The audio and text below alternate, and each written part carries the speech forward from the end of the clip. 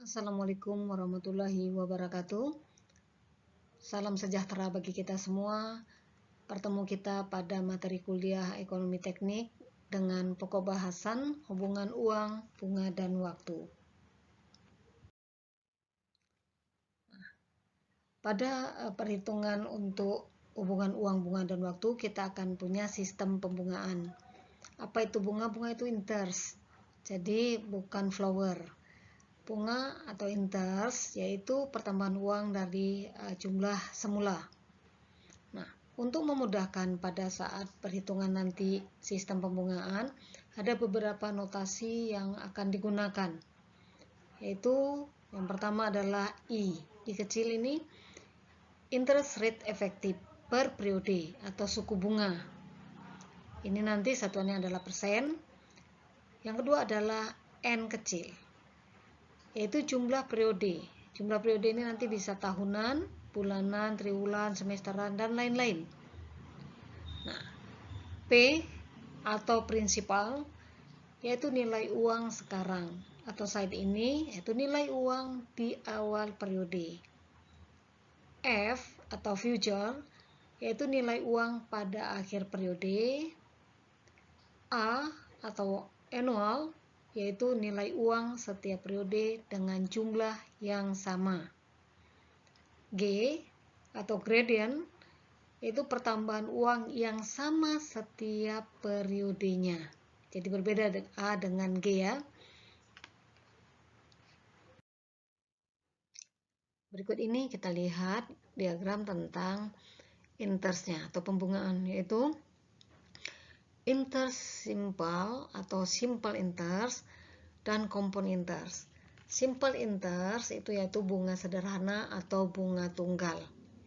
Nah, dikatakan bunga sederhana atau bunga tunggal yaitu bentuk interest di sini adalah menganggap bahwa modal sebagai suatu nilai yang tetap yang disebut sebagai prinsipal. Jadi di sini sangat sederhana sekali.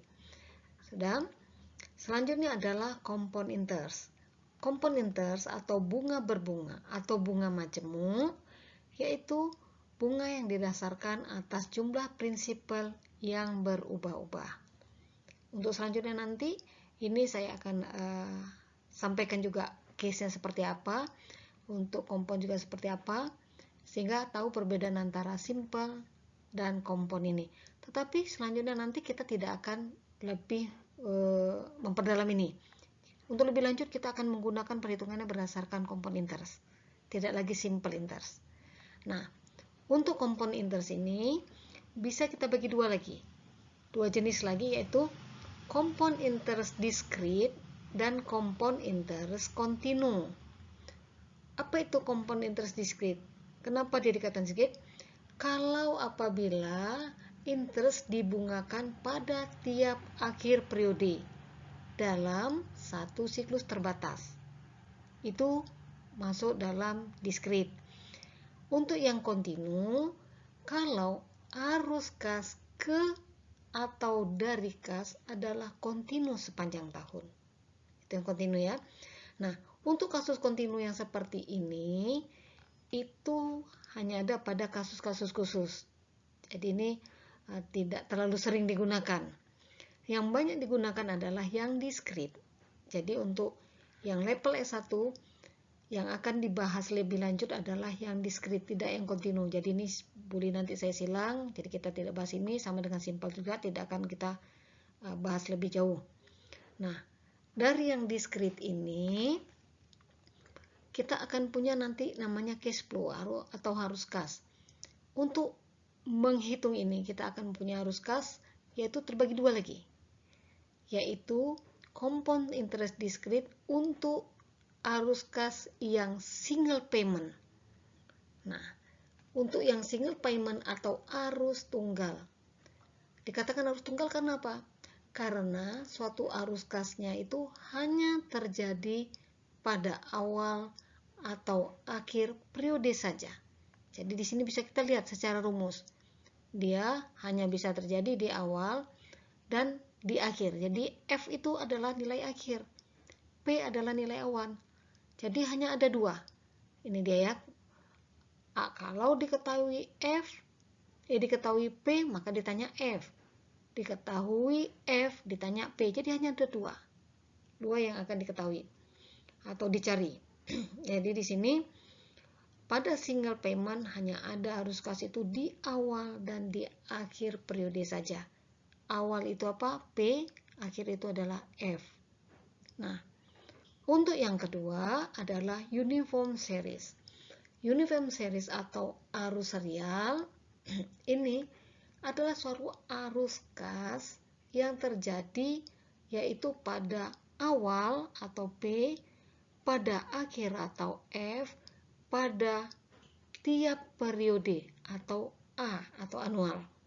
Jadi nanti kita menghitungnya, hitung P, F, A. Kalau tadi single payment kita menghitungnya hanya menghitung F atau menghitung P, 2. Nah, apa makna yang ini? Pada single payment, karena arus kas itu hanya ada di awal dan di akhir, jadi perhitungan nih, yang ini adalah rumus untuk kalau kita pakai tabel bunga.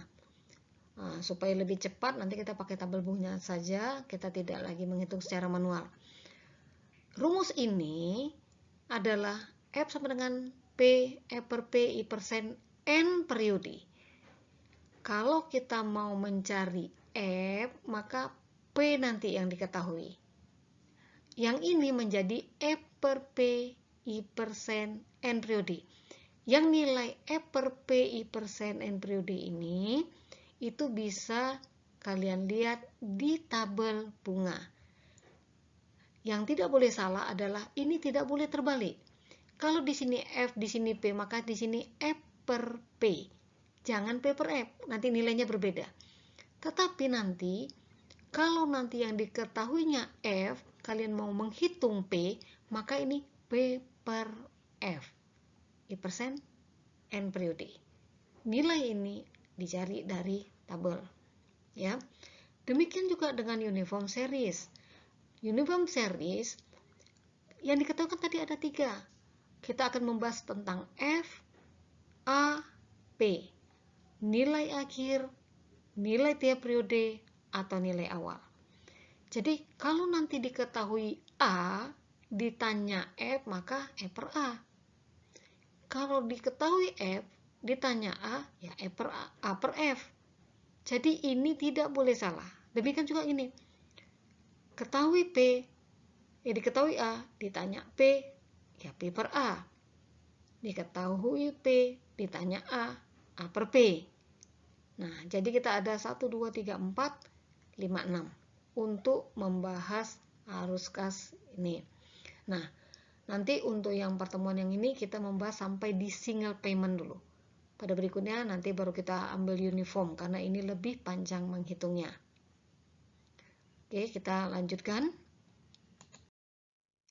Nah, sekarang simple interest. Tadi sudah saya katakan bahwa nanti kita tidak akan bahas lebih jauh, tetapi saya juga akan tetap jelaskan supaya tahu perbedaannya. Nah, simple interest itu adalah interest yang menganggap modal sebagai suatu nilai yang tetap, yang disebut dengan prinsipal modal. Ya. Selanjutnya, pada saat melakukan simple interest nanti ada namanya rate of interest. Jumlah interest yang diambil dari tiap prinsipal dalam satu satuan waktu tertentu. Nah, kalau kamu bingung, kita buat dalam bentuk case atau kasus. Oke ya. Nanti untuk menghitungnya ini kita ada menggunakan interest rate ini I sama dengan P kali I persen dan N periode. Nah, itu ini apa itu I-nya itu jumlah interest atau bunga yang terjadi. P itu adalah prinsipal atau modal yang dipinjam atau diinvestasikan. I kecilnya seperti tadi, interest rate per periode. Periodenya mau apa, ya ikuti saja. N adalah jumlah periode waktu. Selanjutnya, kita akan buat dalam bentuk case. Ada seorang ibu rumah tangga meminjam uang sebesar 1 juta rupiah di koperasi simpan pinjam dengan bunga sederhana yaitu bunganya sebesar dengan kena bunga 10% per tahun selama 4 tahun, dan nanti akan dibayar di terakhirnya saja, di akhir tahun keempat. Maka berapakah besarnya hutang yang harus dibayar ibu tersebut pada akhir tahun keempat? Jadi dia minjam saat ini itu adalah 1 juta dengan bunga 10%, tapi bunganya bunga sederhana. Terus berapakah yang akan dibayar oleh si ibu tadi pada akhir tahun keempat kalau bunganya bunga sederhana? Oke. Nah, selanjutnya kita lihat bagaimana cara menghitungnya. Sama seperti kalau kamu pinjam sama teman kamu, dia nggak akan buat itu bunga berbunga. Nah, induk kita pinjamnya itu 1 juta si ibu pinjam. Nah, bunganya selama 4 tahun, itulah yang tadi kita pakai rumus ini. Ya, atau sederhana saja. Pinjamnya berapa? 1 juta. Bunganya berapa? Bunganya itu 10%. Kalau gitu 10% dari 1 juta berapa? 10% dari 1 juta itu ya 100.000. Kalau gitu dia selama berapa tahun? 4 tahun. Ya sudah, kita kalikan saja. 1 juta kali 0,10 kali 4 tahun sama dengan 400. Jadi bunganya itu sampai dengan 4 tahun sebesar 400.000. Yang 1 tahunnya adalah 100.000. Jadi yang harus dibayar si ibu berapa? Ya induknya atau pokoknya tadi yang 1 juta plus bunganya 400. Jadi 1.400.000. Nah, ini kalau kita mau menghitung-hitung ini. Selanjutnya untuk lebih jelas, kita akan buat dalam narasinya dalam bentuk tabel.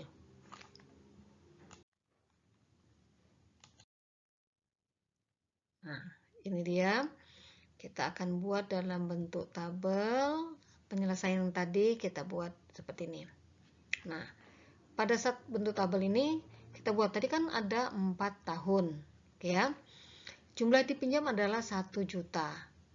Bunganya tahun pertama berapa? 100.000, tahun kedua 100.000, tahun ketiga 100, tahun keempat 100, tetap 100.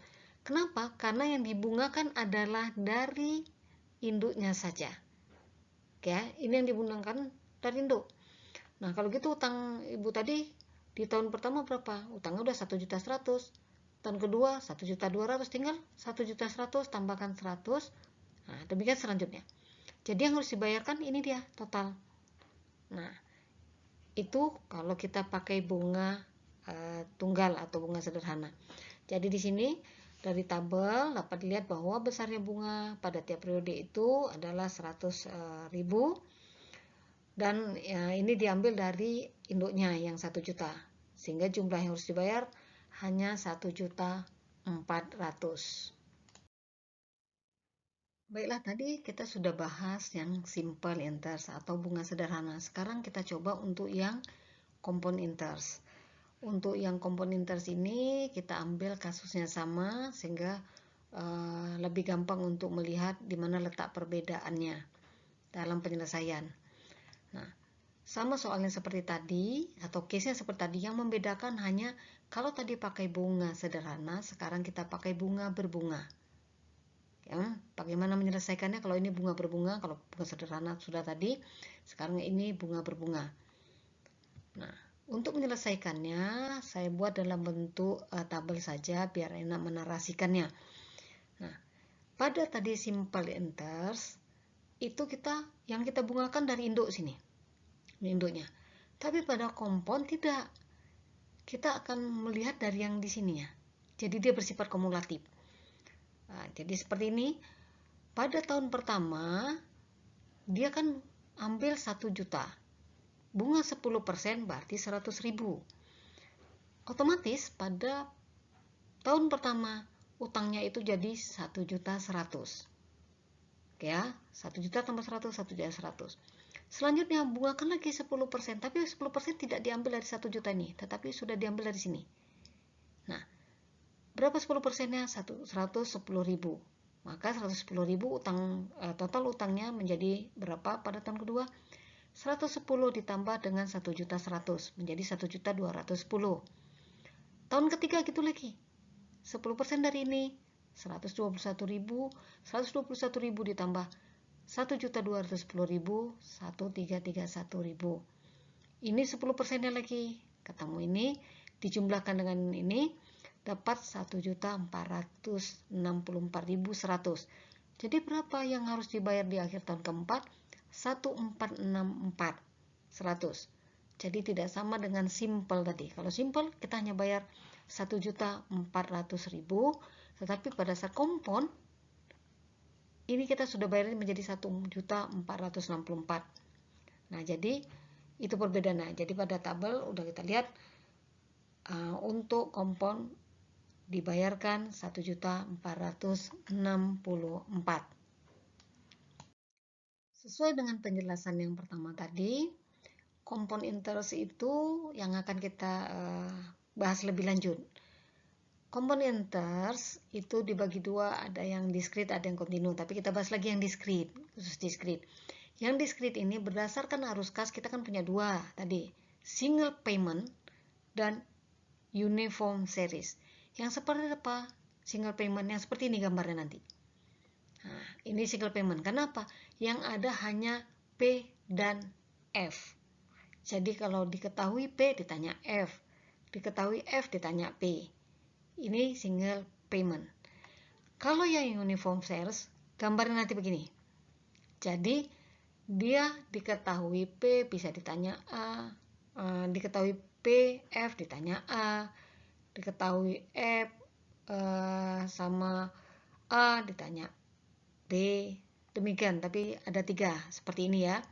Yang dikatakan anual itu yang seperti ini, pemasukan atau pengeluaran setiap periodenya sama. Seperti ini biasanya kasus seperti apa? Bayar pajak tahunan kan sama, atau biaya perawatan yang sama, seperti itu. Ini yang kita bilang arus kas atau cash flow-nya dengan uniform series. Nanti kita akan bahas masing-masingnya. Untuk yang di pertemuan ini kita bahas masih yang di sini saja dulu, di cash flow single payment. Untuk yang cash flow uniform series kita akan bahas pada berikutnya karena ini lebih panjang lagi ya. Selanjutnya saya akan jelaskan mengenai soal kompon interest diskrit dengan menggunakan arus kas single payment ya.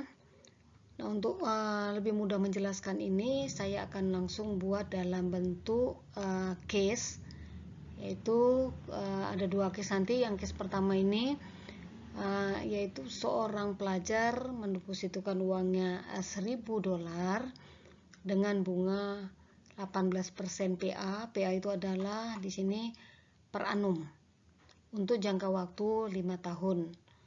Berapa uangnya di bank setelah 5 tahun? Jadi kalau sekarang dia depositokan $1.000, berapa nanti 5 tahun kemudian dia akan terima duit dari bank tadi kalau bunga yang diberikan adalah 18%. Nah, penjelasannya pertama kita harus buat cash flow dulu. Hingga nanti setiap kali case, tolong Anda buat cash flow-nya supaya saya tahu maksud dari ceritanya tadi seperti apa Anda menerjemahkannya ke dalam gambar. Untuk penyelesaian ini kita bisa lakukan dengan 2 cara, bisa dengan cara manual, bisa dengan cara menggunakan tabel. Tapi nanti untuk selanjutnya saya sarankan kita gunakan tabel saja supaya lebih cepat. Hasilnya akan tetap sama. Ini kita buktikan. Pada saat menggunakan manual, kalian sudah bisa lihat rumus ini di kopian yang saya berikan, ya, di materi yang saya berikan. Jadi kalau mau ditanya F diketahui P, maka rumusnya adalah F sama dengan P 1 plus I pangkat N. Jadi P-nya berapa? Ini dia P-nya, nilai saat ini. Nih ya, 1 tambah I, I-nya berapa? Bunganya 18% atau 0,18 dengan 5 tahun. Jadi ini dia 1.000, 1 plus 0,18 pangkat 5. Hasilnya adalah, hasil perpangkatan ini adalah 2,2878. Nilai ini sebenarnya nanti di tabel sudah disediakan yang seperti ini. Kalian mau berapa persen dengan berapa tahun sudah ada. Nah, akan sama. Selanjutnya hasilnya adalah F sama dengan $2.287,8. Jadi kalau saya pakai dengan rumus tabel sama saja. Yang tidak boleh salah ini tadi saya sudah ingatkan, kalau di sini F, di sini P, di sini F per P. Atau kalau kamu mengetahui nilainya saat ini, yang mau ditanya akhirnya atau setelah P ini, maka ini adalah F per P. I persen N periode. Nilai ini nanti yang mau kita cari.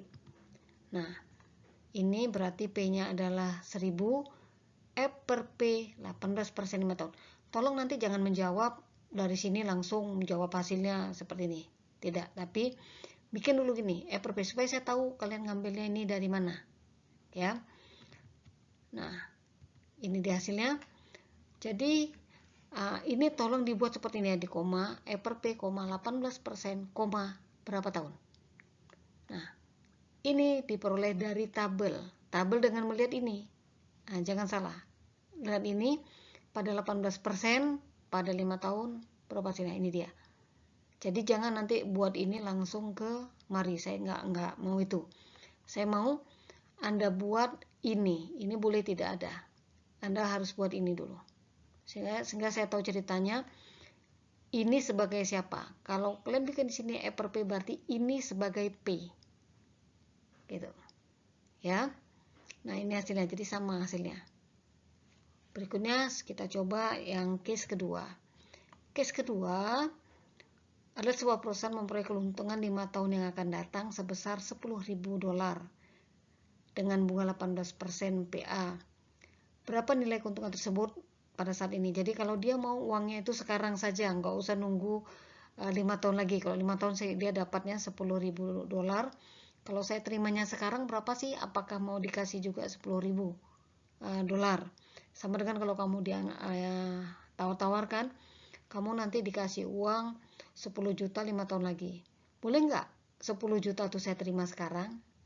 Kalau boleh dia juga kasih 10 juta, terima saja.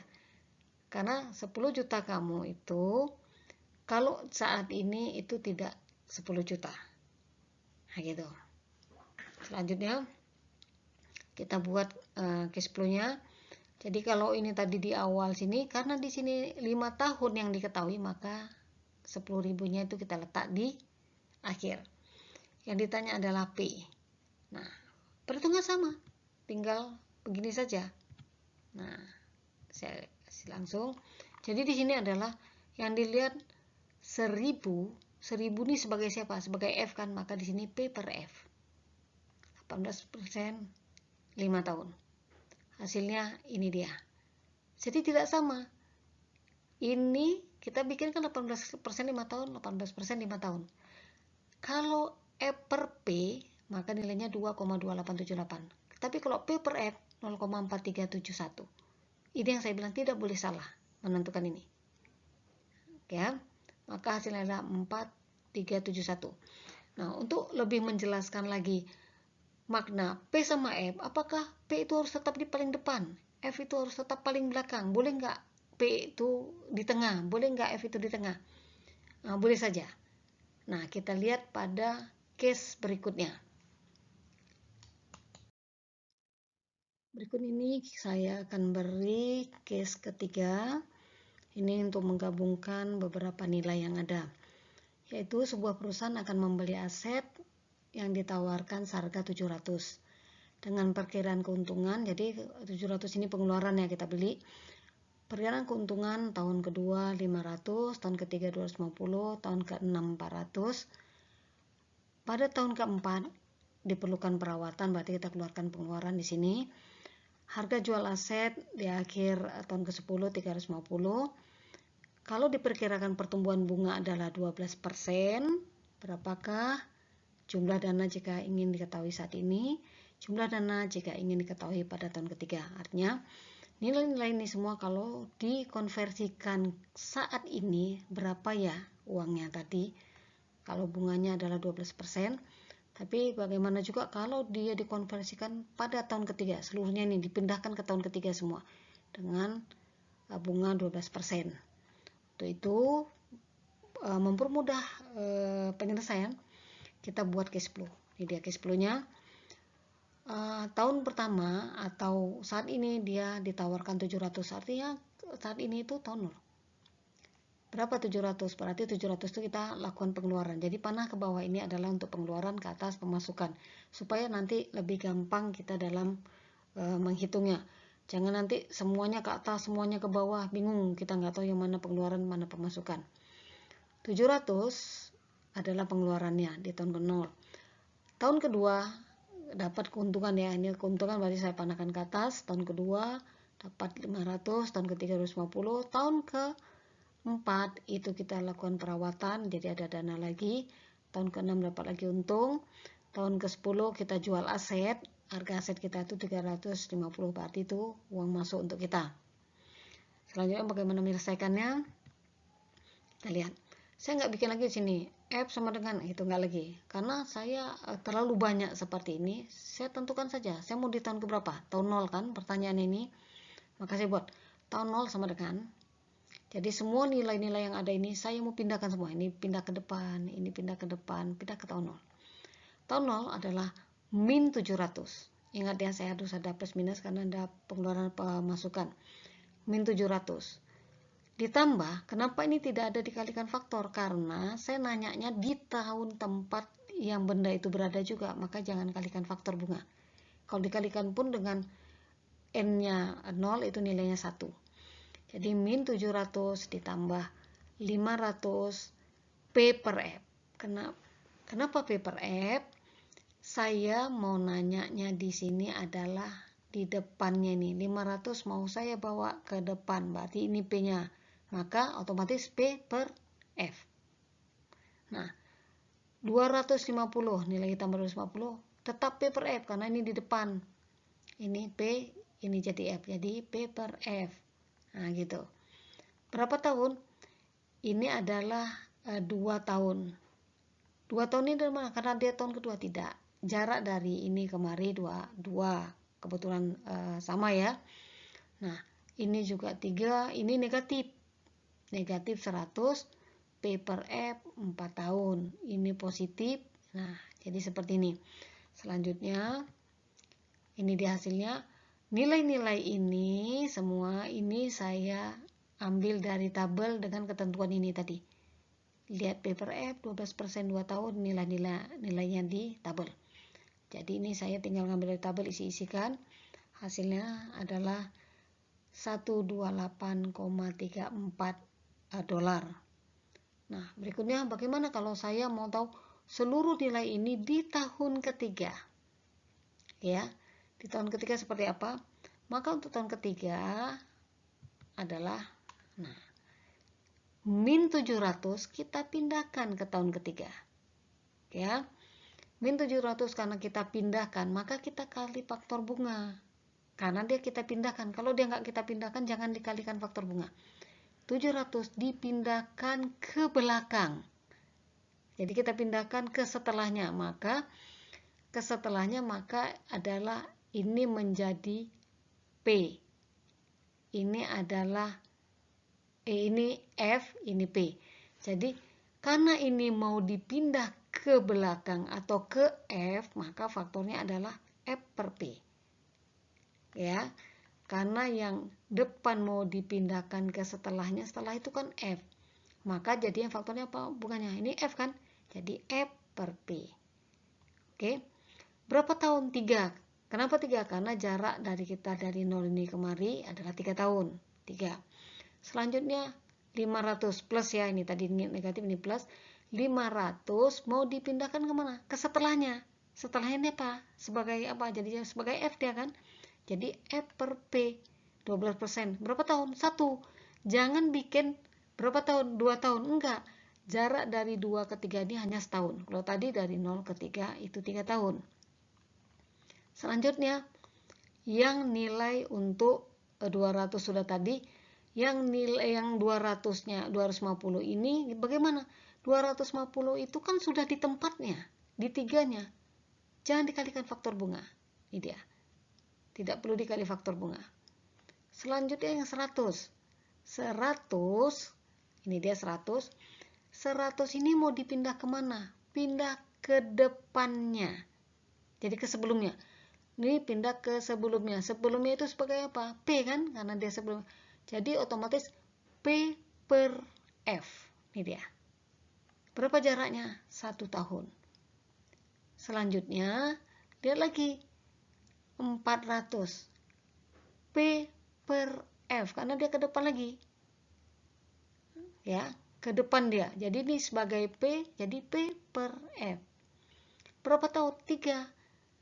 Tapi ini 6. Enggak. Dari 3 ke 6 ini jaraknya berapa tahun? 3, 4, 5, 6.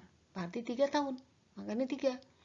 Yang ini gimana? 350 pindah juga ke sebelumnya. Berarti ke P. P per F. 12% berapa tahun? Dari 3 ke 10 itu 7 tahun. Ya. Selanjutnya nilai-nilai ini kita cari dari tabel, maka hasilnya adalah ini dia. Selanjutnya dapatlah nilainya, totalnya semua adalah 180,31 dolar. Nah, dengan seperti ini saya bisa katakan bahwa jadi beli enggak? Wah, jadi dong saya beli. Karena apa? Karena ternyata hasilnya itu adalah plus. Tapi nanti kalau seluruh nilai ini saya konversi ke satu tempat ini, nilai yang negatif, saya nggak jadi beli. Karena apa? Pengeluaran sih. Nah gitu. Oke ya. Jadi kalau misalnya ini jadi positif, ya tetap selanjutnya positif. Kalau dia ke belakangnya negatif. Apakah semuanya akan tetap positif? Gitu. Kalau bunganya ini kita ganti, belum tentu juga dia positif. Nah gitu juga. Jadi itu yang dikatakan hubungan uang, bunga, dan waktu. Berubah tahun maka akan berubah nilai. Berubah bunganya akan berubah nilai. Berapa tahunnya itu berubah. Jadi yang hubungan uangnya, maka uangnya tadi jadi berubah. Nah itu seperti itu. Jadi di sini saya buat tanda tanyanya ini tadi ya, tahun 0, tahun 3, tahun 4, tahun 10. Tahun 0 saya sudah hitungkan. Tahun ketiga saya sudah hitungkan seperti ini. Ya. Sekarang tahun keempat seperti apa? Tahun keempat dan ke-10 silakan Anda yang kerjakan untuk sebagai latihan. Jadi itu jadi tugas Anda. Hitunglah seluruh nilai ini ke tahun keempat. Ya, ke tahun keempat nilainya. Nanti sudah jadi, hitung lagi seluruh nilai ke tahun yang ke-10. Oke ya. Nah, berapa seluruh nilai ini ke tahun keempat dan berapa seluruh nilai ini kalau di tahun 10. Silakan Anda ya hitung. Nah, inilah yang menjadi tugas. Tadi sudah saya sampaikan bahwa dari yang cash flow sebelumnya tadi, dari kasus 3 pada komponen interest discrete single payment, hitunglah jumlah dana jika ingin diketahui untuk totalnya pada tahun keempat dan totalnya pada tahun ke-10. Dengan bunga berapa? Dengan bunga kamu masing-masing orang silakan lihat NIM masing-masing, ambil 2 digit di belakangnya. Jadi kalau NIM kamu tuh 07 berarti 7%.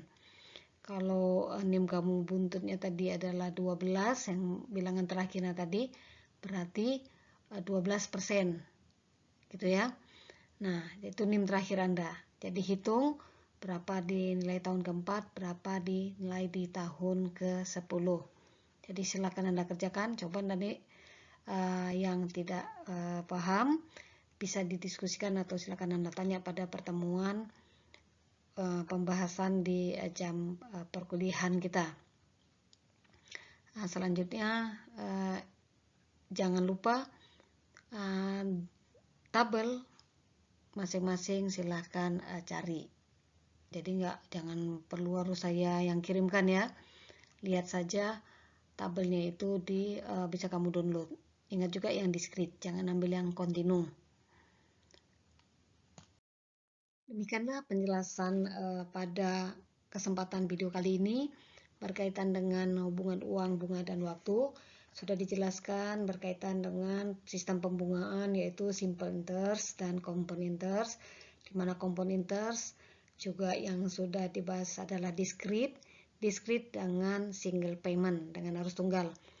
Untuk yang berikutnya nanti akan dijelaskan compound interest discrete dengan arus serial atau uniform series.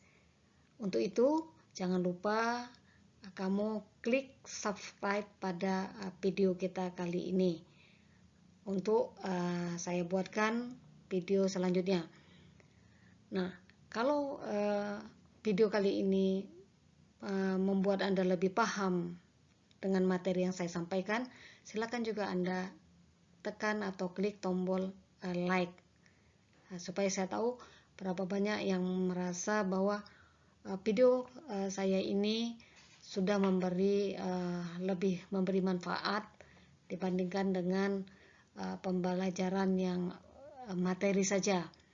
Nah, dan klik subscribe supaya saya tahu berapa peserta kita yang memang tertarik atau berkenan untuk benar-benar tahu tentang materi kita kali ini. Jadi tolong jangan lupa klik subscribe, dan kalau memang Anda merasa ini lebih baik, jangan lupa juga klik like untuk bahan evaluasi saya ke depan. Nah, jangan lupa nantikan video berikutnya dan kerjakan tugas untuk lebih memahami apa yang sudah dijelaskan. Semoga ini dapat membantu kalian semua, dan kita bisa membahas pada pertemuan-pertemuan berikutnya. Terima kasih untuk ini. Wassalamualaikum warahmatullahi wabarakatuh.